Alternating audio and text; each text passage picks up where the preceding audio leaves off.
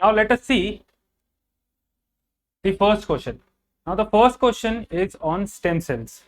So before we see the actual answer, first we'll see the question and then a small concept, right? Since this is not a concept class, but still we will see it briefly so that you understand the value of the question, right? So the question is, stem cell therapy is gaining popularity in India to treat a wide variety of medical conditions, including leukemia, thalassemia, damaged cornea, and severe burns. Describe briefly what stem cell therapy is and what advantages it has over the other treatments, right? So it's a comparison question. It came in 2017 for 10 marks and you have to write it in 150 words. So before going to the solution, like I said, what are stem cells? Stem cells are basically building blocks. They are in undifferentiated nature. That means a stem cell can become anything else. So when it is in a, let's say, junior state, a very nascent stage, it is in undifferentiated state. Okay, it is in undifferentiated state. So when it becomes a proper cell which is for a purpose, then it is called differentiated. That means first it has general application, it can become anything. After that, when it grows, it becomes into something special. That means it is either a let's say cardiac, that is heart related cell, or blood vessel cell, or something like that. We'll see. So stem cells are these type of cells. Imagine yourself in your childhood. You wanted to become many things, right? Over the years, one day you'll want to become a pilot, someday other you will want to become an astronaut, some other day you might want to become a cricketer, and so on. So but when you grow up, you slowly specialize. You study something or you don't study, basically you go into sports. So basically you are defined in a narrower way as you grow up. Similarly, stem cells are in the same way. When they are in their childhood, they can become anything, and slowly they get distributed to different organs, and then they become specialized, right? So they have properties which are very crucial, because of which they are being used right now in therapies. First of all, they can renew themselves. That means they can keep growing. So you have, if you use properly, you have stem cells in an unlimited manner. Even our body regenerates every few days because of stem cells only. They are unspecialized, I have discussed this already, and they have the potential to become specialized. That means muscle cells, blood and brain cells, right? Sorry.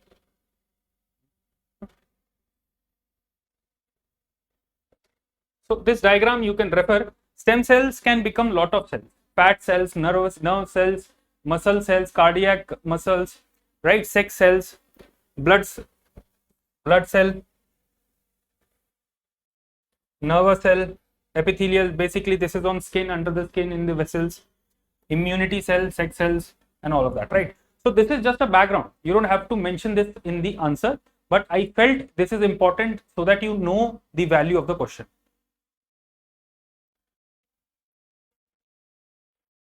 All right. So we have designed the presentation in such a way that you feel that you are writing a mock, right? So this is mostly so that the students relate to the answer more rather than in a typed manner. We want this presentation to be helpful for you, right? So we have already seen the question.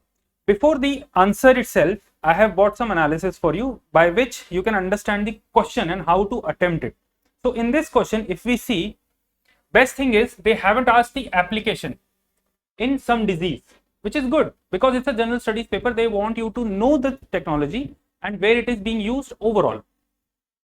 So they have asked the comparison and what it means, right? The basic stem cell. They have also mentioned it briefly. Describe briefly what is the technology. So pay attention to the question, and that is why it becomes an easy answer, because this is to be prepared. If you are preparing this topic, biotechnology, you will come across stem cell in current affairs. So you should understand why it is better or why it is being used right now. So what is the blueprint of the answer? In the introduction, you can directly start with the meaning of stem in stem cells, and you should give current relevance.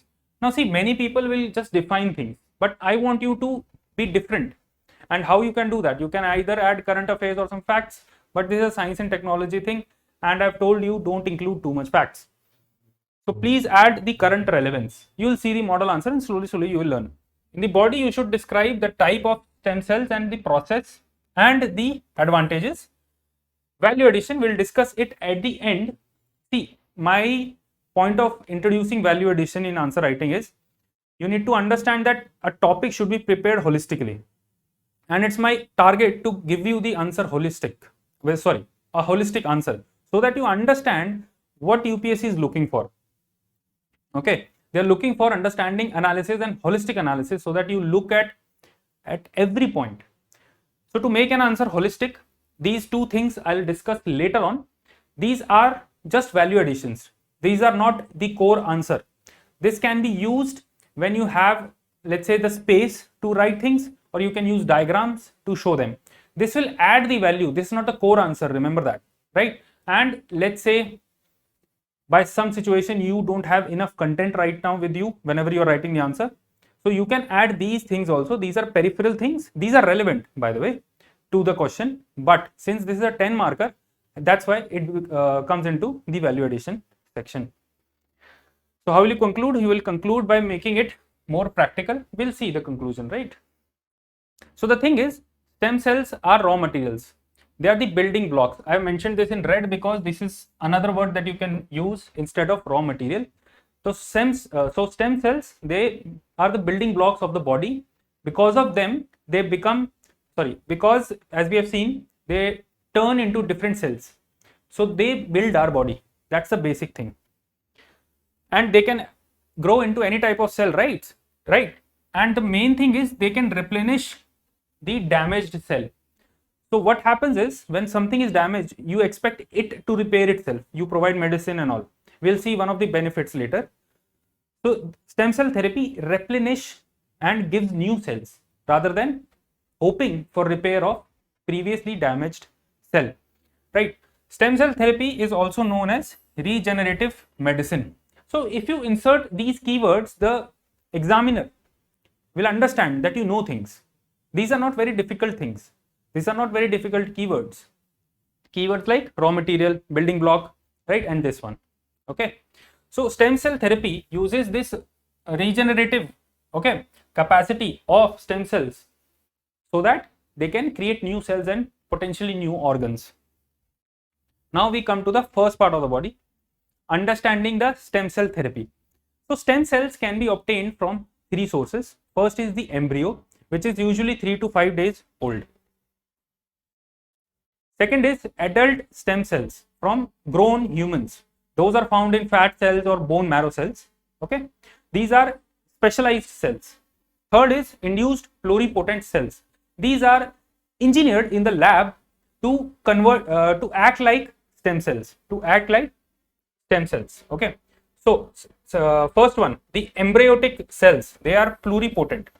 That means they can almost become any cell in the body. Why almost? Because there is a stage before that also, and again we'll go into technical things, but this is not a concept class, so we'll just restrict ourselves to this only, that pluripotent is pluripotent stands for that the cell becomes almost anything. The stem cell can become almost any cell. Second thing is multipotent, which is the adult stem cell. This means that they can become only specific type of cells. Finally, induced one. So they are made like stem cells. So they will become pluripotent. Right? So you can create a small diagram like this. Excuse my writing. All right. So I'm a calligrapher, as you can see. But the point is, you need to understand the presentation, how I have presented these things in this form, right? So what is the process? First, you extract these stem cell from the source. Of course, you clean them, you organize them, and then you program them, or manipulate rather. You manipulate them as per the requirement, as per the organ you are sending them to. Then you inject them into the patient, or let's say implant to the patient. Okay. For example, insulin is produced for diabetic treatment, right? So let's come to the next section, which is the advantages. This is a major section, and this is where you have to tell how it is better. Don't tell the process, right? Focus on that. Tell the advantages and compare them with other treatments specifically. So the first advantage is they can cure degenerative diseases. Let's say cancer, let's say Alzheimer's, let's say Parkinson's, all these spinal cord injuries, all these things can be cured with new cells, right? You can create new cells from stem cells. So this is the first advantage, that it can lead to cure of degenerative diseases. Second is, because these cells, stem cells, create new cells, they help in faster healing, accelerated healing. This is the first reason, that they create new cells. Secondly, because of which swelling is less, right? And the patient recovers quickly because of that. Inflammation, which is called, which is another name for swelling, that is a major cause of concern whenever you are injured. So doctor first tries to reduce your swelling, and also after, let's say, post-operative scenario, in that also the doctor tries to reduce the swelling as soon as possible, because it is not good for the body that swelling stays for a long time. That is not good. For a smaller time it heals also, but for a longer period of time it obstructs the natural growth of the body. Cancer treatment, right? In that it is very potent, and it replenishes. The stem cells are used to replenish healthy cells after the chemotherapy, right? In leukemia it is being done. Another benefit is that the stem cell therapy, it is invasive. That means they don't cut your arm or any organ like this and then open up and then go inside like an open heart surgery. It is not like that. The cells are injected through a IV, intravenously it is inserted, right? So it has no scarring because it's not surgical, and it has less recovery time also. Okay, now since stem cells are already present in the body, they become the natural way of healing. They are not medicines, remember that. They are your own potency of the body. So it is a natural way of healing, hence it reduces the need of lot of medicines. This is very good thing, because it is a one time, let's say it's a one time investment. Next one is, it has less complications post therapy, right? As compared to other therapies. You have to mention this, as compared to other therapies, right? So if we come to the conclusion, we can see from the analysis that it's a unique approach to improve the quality of life, right? India has vast potential also. This is important because in 1983 the first leukemia transplant was done. Bone marrow transplant was done in a case of a 9-year-old girl in 1983, right? So with appropriate support by policy and of course regulation and proper ethical behavior of doctors, this treatment has a bright future in India, right? Now we come to the part of value addition. So remember this thing which I am telling you right now before even reading this thing. Value addition is a backup, okay? It's not the primary source. You have to focus on writing the core things that are asked in the question. This is only there for you for increasing marks and as a backup, in the sense that if you don't have enough content, you can write these things to create a holistic answer also. Okay, let's say we have discussed how many points over here. We have discussed 6 points, right? So if you remember 4 points, let's say, so you can insert what I have given in value addition. So this should be your approach while note making.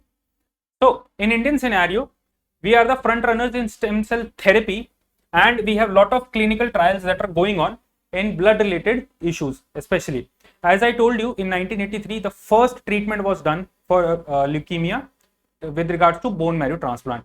So we have a long history. Secondly, regulation is also coming up, although we don't have a specific law on this, but there are guidelines by ICMR,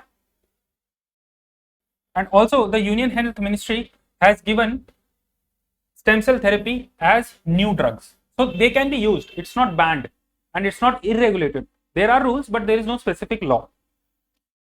What are the limitation and challenges? That is the second topic of this questions value addition. You can insert this in conclusion also and anywhere else if you feel they are relevant. The main point is that whatever you're writing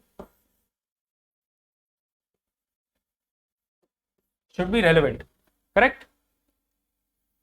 So what are the limitations? First of all, cell rejection. This means if you have taken stem cells from a donor rather than yourself, so there is a chance that your own body's immunity might reject those stem cells, right? Differentiation challenge. This means that sometimes it becomes difficult to engineer or design the stem cells in a proper way where you want to go, where you want them to go, right? So differentiation means, I've told you before, that they become specialized. Risk of uncontrolled growth. We have read the property of stem cells that they can renew themselves, and if it is not controlled, let's say something malfunctions, it has a risk of growing into a cancerous tumor, right? Last is regulation and ethical concerns. Now see, technology always moves faster than the regulation, so there is always a concern. So it depends on the ethical judgment of the doctors to behave properly and to assign proper treatment, right? Okay, so this is all for this question. Let's move to the next one.